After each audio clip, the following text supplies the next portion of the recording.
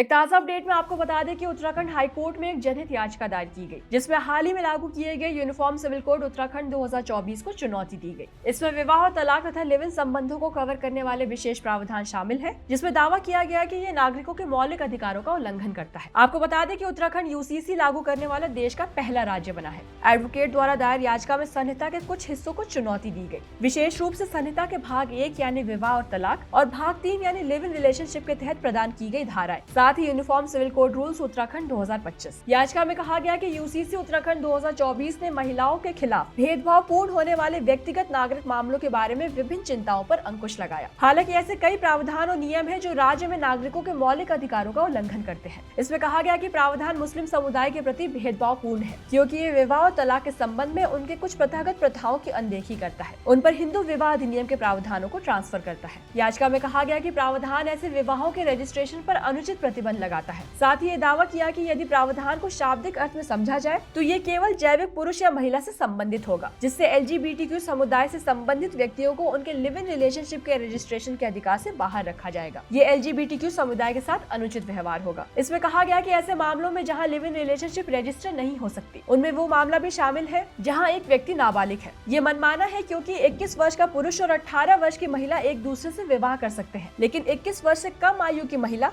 Live in relationship में नहीं रह सकती, क्योंकि संहिता इसकी अनुमति नहीं देती। याचिका में दावा किया गया कि रजिस्ट्रार को संहिता के तहत ये पता लगाने के लिए अत्यधिक शक्तियां प्रदान की गई कि व्यक्ति लिव इन रिलेशनशिप में है या नहीं, जो स्पष्ट रूप से संविधान के अनुच्छेद 14 और अनुच्छेद 21 का उल्लंघन करता है। इस मुद्दे की डिटेल में जानकारी के लिए विजिट करें हमारे वेबसाइट पर, और इस मामले में आगे क्या अपडेट्स आते हैं जानने के लिए बने रहे हमारे साथ और फॉलो करें लाइव लॉ।